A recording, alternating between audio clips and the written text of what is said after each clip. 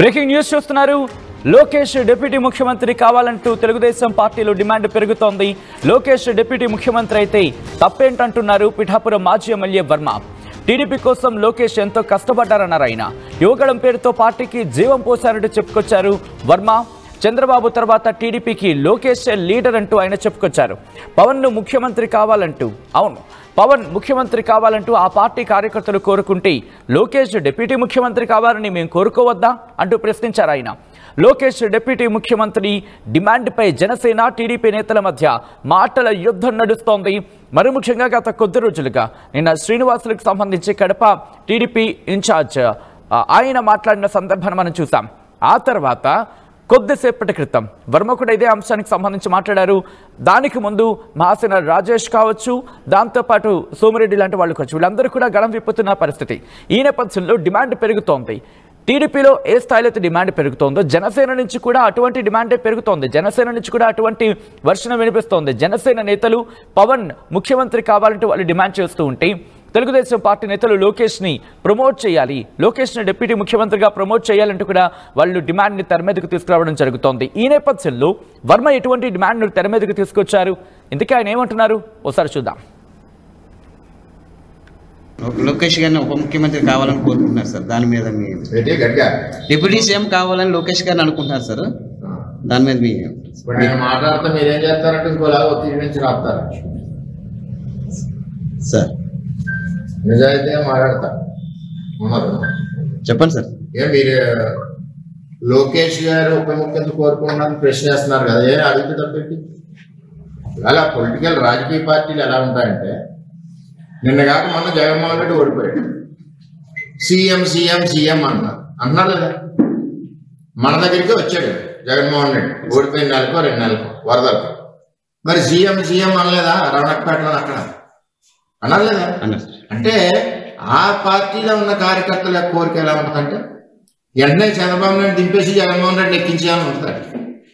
అంటే ఆ పార్టీలో వాళ్ళ ఇంట్రెస్ట్, వాళ్ళ మనోభావం, వాళ్ళ కసి.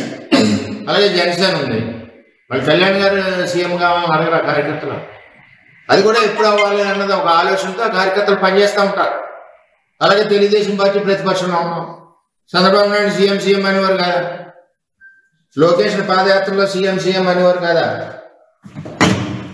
అంటే ఇవన్నీ ఏంటంటే పొలిటికల్ పార్టీ అన్నది కింద స్థాయి కార్యకర్తలకి ఒక మనోభావాలు ఉంటాయి, వాళ్ళకి ఒక కసి ఉంటుంది. వాళ్ళ నాయకుడిని ఇలా ముఖ్యమంత్రిగా చూడాలని ఒక పార్టీ అనుకుంటుంది, ఇంకో పార్టీ ముఖ్యమంత్రిగా చూడాలని అనుకుంటారు. ఈవేళ తెలుగుదేశం పార్టీలో మీరు అడిగిన ప్రశ్నకి లోకేష్ గారికి డిప్యూటీ సీఎం అడుగుతున్నారు ఏంటంటున్నారు కదా మీరు. ఏం తక్కువ ఉంది ఆయనకి? ఆయన ఏం చేశాడో మీకు ఎవరైనా తెలుసా? ఆయన ఎంత గొడ్డి చాకరీ చేశాడు లోకేష్ గారు తెలుగుదేశం పార్టీకి తెలుసా? వేళ పార్టీకి వెన్నెముగ్గా నడిచాడు. ఒక సైడ్ చంద్రబాబు నాయుడు పరిపాలన చేస్తుంటే 2014-19లో రాష్ట్రంలో రూపాయి లేకుండా చిల్లిగా లేనప్పుడు పార్టీని వెనకుండి నడిపించి ఎన్నెముగ్గా ఉన్నాడు. ఒకటిగా జ్ఞాపకం తెచ్చుకోండి, 2009 ఎలక్షన్ ముందు ఆయన నగదు బదిలీ పథకం తెచ్చాడు. ఆ రోజుల్లోనే బ్రహ్మాండంగా యూఎస్లో చదువుకున్నాయనంట, యూనివర్సిటీలో నగదు బదిలీ తెచ్చాడు. ఆ నగదు బదిలీ అప్పుడు ఇంప్లిమెంట్ అయ్యి ఉంటే ఇవాళ పీడిఎస్బిఎస్ స్కామ్ లేదు. అలాగే మొట్టమొదటిసారిగా 50 లక్షలు మెంబర్షిప్ చేశాడు, ఆన్లైన్ మెంబర్షిప్. మొట్టమొదటిసారిగా నారా లోకేష్ ఈ ప్రపంచంలోనే పొలిటికల్ పార్టీలకి ఏదికి ఇన్సూరెన్స్ లేని సమయంలో మొట్టమొదటి ఇన్సూరెన్స్ కార్యకర్తకు ఉండాలని చెప్పి పెట్టిన నాయకుడు లోకేష్ గారు. దాన్ని చూసి ఇవాళ అన్ని పార్టీలు ఫాలో అవుతున్నాయి, నేషనల్ పార్టీలు కూడా. ఏం తక్కువది? నెక్స్ట్ పంచాయతీరాజ్ శాఖ మంత్రిగా లోకేష్ గారు పనిచేశాడు. ఇవాళ రాష్ట్రంలో 75% రోడ్లు వేసాం. అప్పుడు మన పిఠాపురాన్ని 75% రోడ్లు వేసాం. ఏం తక్కువ చేసాడు అంటున్నాను నేను. నారా లోకేష్ గురించి ఇబ్బంది పడ్డాను. తర్వాత ఐటీ సెక్టర్ బ్రహ్మాండంగా డెవలప్ చేశారు. IT sector. నెక్స్ట్ ప్రభుత్వం ఓడిపోయింది. ఈవేళ నాయకులు ఎవరన్నా కష్టం ఉన్నా సుఖం ఉన్నా పొలిటికల్గా ఎలా ఉన్నా కలిసిది ఎవరినే? నారా లోకేష్. సపోర్ట్ ఇచ్చేది ఎవడు? నారా లోకేష్. అటువంటిది ప్రభుత్వం పోయింది, అయిపోయింది. తెలుగుదేశం పార్టీ పని అయిపోయింది అన్నాడు జగన్మోహన్ రెడ్డి. ఎందుకు పని చేయలేదు? చంద్రబాబు నాయుడు పని అయిపోయింది అన్నారు, వయసు అయిపోయింది అన్నారు. ఏ వయసు అయిపోయింది? చంద్రబాబు నాయుడు 100 సంవత్సరాలు ఉంటాడు భగవంతుడు ఆశిస్తుంటాడు. ఆయన ఆరోగ్యం మీకు ఎవరికి తెలియదు, ఆయన కష్టపడే విధానం ఎవరికి తెలియదు అన్న పరిస్థితుల్లో కార్యకర్తలు మేము తిరుగుతుంటే అయిపోయింది రా మీ తెలుగుదేశం పార్టీ అనేవారు. మమ్మల్ని అనేవారు ఆ పార్టీలో ఎత్తుకుంటారు రాని. ఒకటి ఇక్కడ తెలుగుదేశం పార్టీలో ఆస్తులు అమ్ముకుని కొంతమంది ప్రాణాలు అర్పించి కాళ్ళు చేతులు పోగొట్టుకుని ఈ పార్టీ గురించి పనిచేసిన కార్యకర్తలు దేని గురించి పనిచేశారు? చంద్రబాబు నాయుడు నాయకత్వం కావాలి, రేపు తెలుగుదేశం పార్టీ యువ నాయకత్వం కావాలి, రేపు నెక్స్ట్ జనరేషన్కి తెలుగుదేశం పార్టీ. ఇప్పుడు చంద్రబాబు నాయుడు గారు విజన్ మన 2047 పెట్టారు. 2047 పెట్టారు. ఎందుకు పెట్టారు అంటే ఒక ప్రణాళిక. అలాగే పొలిటికల్ పార్టీలకు కూడా ఒక ప్రణాళిక ఉంటుంది.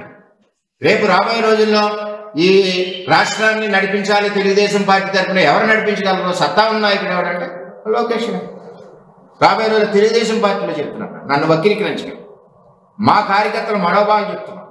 ఈవేళ 1 కోటి మంది కార్యకర్తలు ఉన్నారు తెలుగుదేశం పార్టీలో, నారా లోకేష్ నాయకత్వంలో చేసిన మెంబర్షిప్లో. 1 కోటి మంది కాదు, రాష్ట్రంలో ఉన్న తెలుగుదేశం పార్టీ అందరూ కూడా కోరుకుంటున్నారు డిప్యూటీ సీఎం అమ్మ. పొలిటికల్ పార్టీస్ ఎప్పుడు కూడా మనుగడ సాధించాలన్నా, పార్టీ బలపడాలన్నా కార్యకర్తల మాట విన్నారు. ప్రభుత్వం ఓడిపోయింది, ఇలాగ అందరూ కూడా విమర్శిస్తున్నారు, చిన్నబుస్తున్నారు, కించపరుస్తున్నారు, మొక్క మీద మాట్లాడుతున్నారు, చంద్రబాబు నాయుడుని తిడుతున్నారు, లోకేష్ని తిడుతున్నారు, మేడంని తిడుతున్నారు.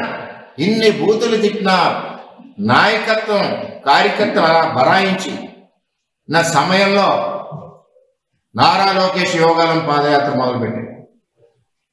ఎవరండి పార్టీ కోసం 3000 కిలోమీటర్లు త్యాగం చేసింది? 3000 కిలోమీటర్ల నారా లోకేష్ యోగాలం పాదయాత్ర మొదలెడితే రాష్ట్రం ఒక్కసారి చీమల దండుగా ఉప్పొంగింది. కార్యకర్తల రోమాలు నిక్కబడిచాయి, కార్యకర్త గుండెల్లో ధైర్యం నింపాడు, ప్రజలకి నమ్మకం కలిగించాడు. అబ్బా తెలుగుదేశం పార్టీ నాయకత్వం ఒక యువకుడిని ఇచ్చింది, ఈ యువకుడి సారథ్యంలో మన కుటుంబాలన్నీ కూడా క్షేమంగా ఉంటాయి.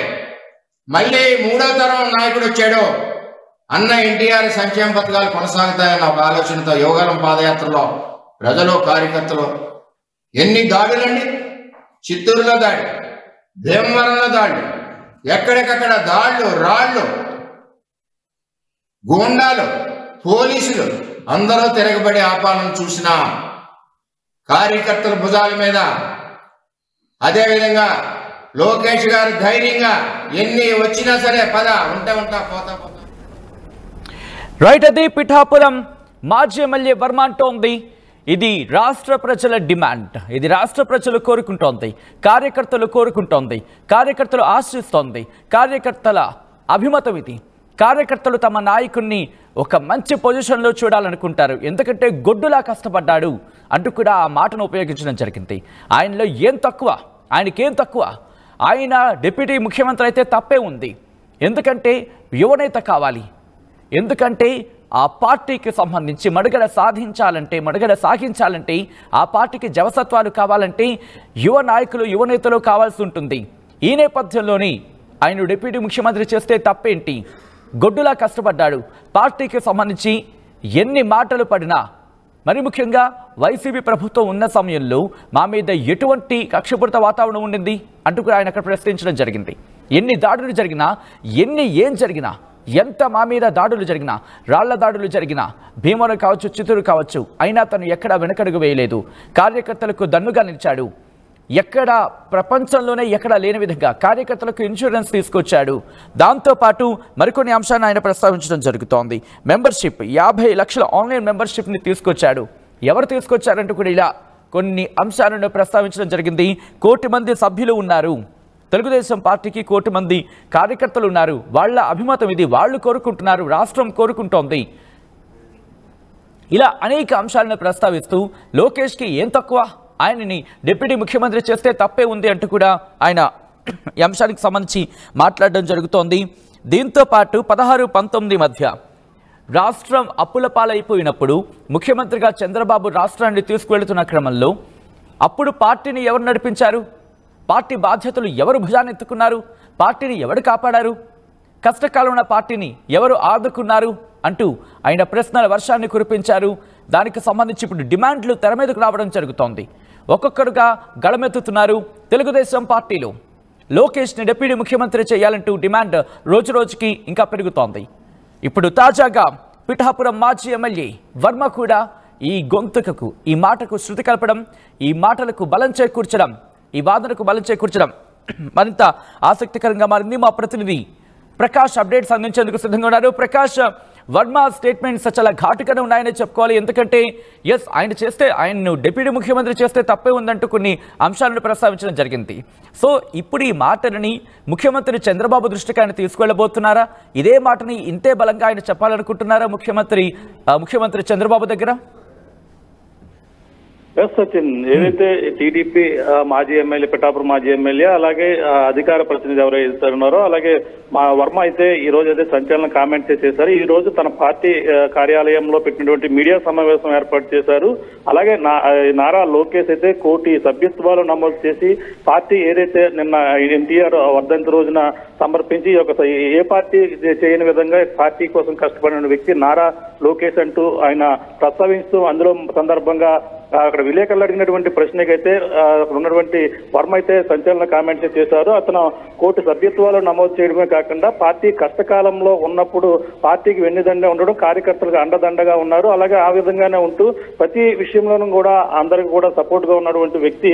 అలాగే కోటి మంది కోరుకున్నటువంటి ప్రశ్న ఇది, కోటి మంది అడుగుతున్నటువంటి ప్రశ్నగా కూడా ఆయన చెప్పుకొచ్చారు. ఇది ఆయన ఎన్నో గతంలో ఆయన ఐటీ శాఖ మంత్రిగా చేశారు. ఆయన ఎన్నో అనుభవం ఉన్నది. అటువంటి వ్యక్తికి ఈ విధంగా పార్టీ కార్యకర్త కావచ్చు, కేంద్ర రాష్ట్ర వ్యాప్తంగా అందరూ కూడా కోరుకుంటున్నారు. ఆయన డిప్యూటీ సీఎం కావాలనేది కూడా ఆయన మాట్లాడుతున్నటువంటి పరిస్థితి ప్రధానంగా ఉంది. ఎందుకంటే ఏ పార్టీ అయినా సరే ఇదే కోరుకుంటుంది. తన పార్టీలో ఉన్నటువంటి నాయకుడు, కష్టపడినటువంటి నాయకుడు ఉన్నత స్థానంలో ఉండాలని, ఆ విధంగానే జనసేనలో ఉన్నటువంటి పవన్ కళ్యాణ్ కావచ్చు, ఇప్పుడు పవన్ కళ్యాణ్ సీఎం కావాలని వాళ్ళు కోరుకున్నట్టే, అలాగే టీడీపీలో ఉన్నటువంటి కార్యకర్తలు కోటి సభ్యత్వాలు కలిగినటువంటి వారు ఈ విధంగా తనను డిప్యూటీ సీఎం గా చూడాలనేది వాళ్ళ కోరికగా కూడా చెప్పుకొచ్చారు. అంతేకాకుండా సీఎం ఓడిపోయినటువంటి ఎవరైతే ఉన్నారో మాజీ సీఎం జగన్ కూడా ప్రస్తావించడం జరిగింది. అయితే వైసీపీ వాళ్ళు ఆయన్ని మళ్ళీ ఓడిపోయినా సరే సీఎం గానే వాళ్ళు భావించుకుంటున్నారు.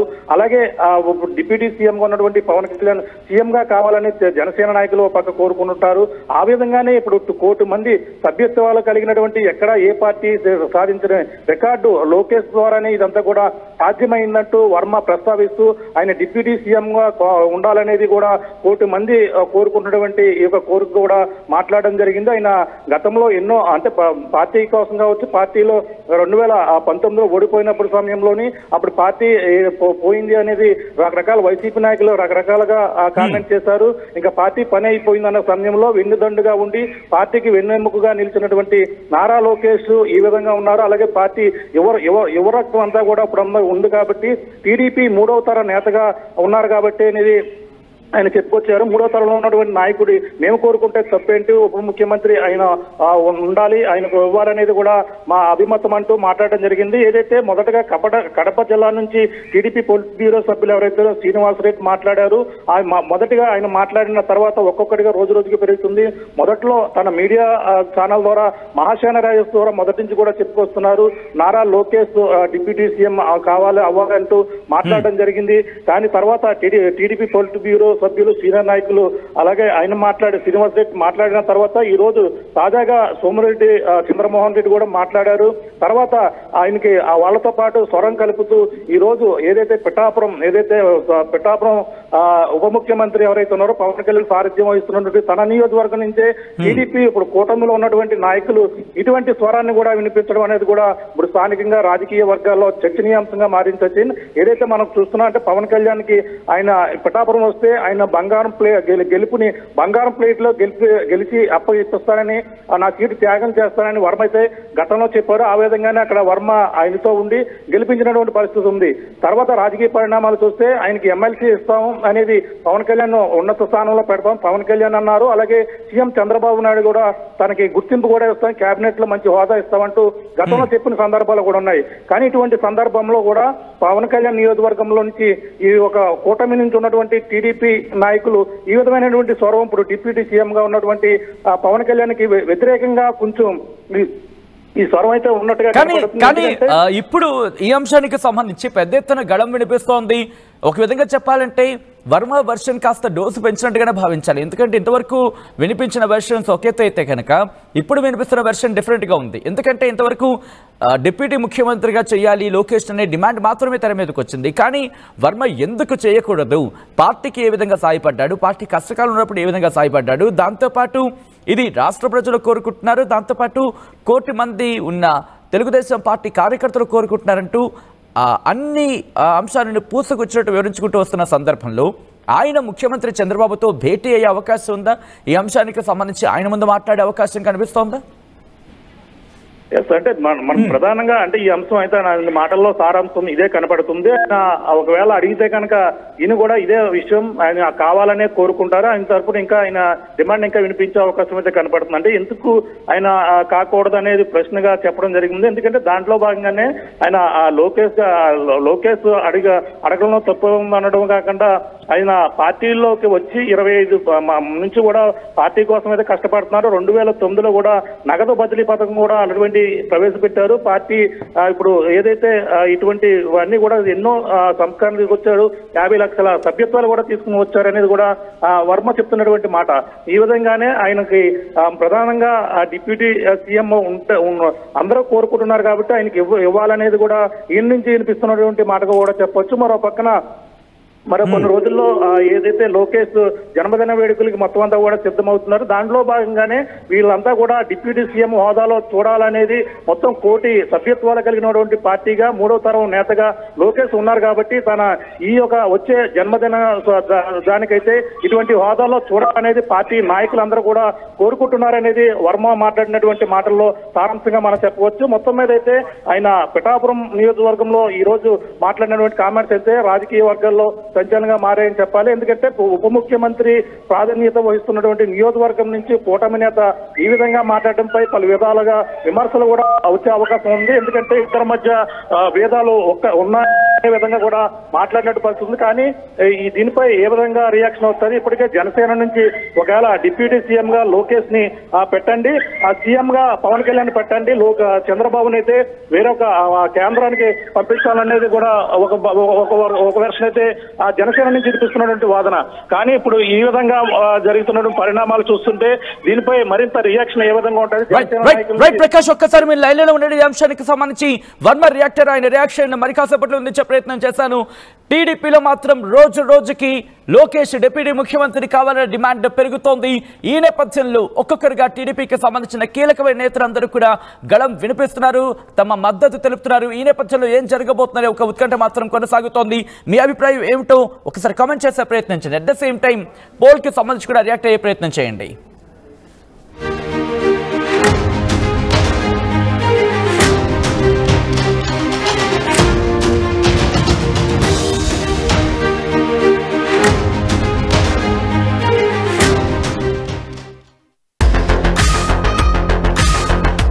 Fast track your career with programs tailor-made for the industry. KLH Global Business School.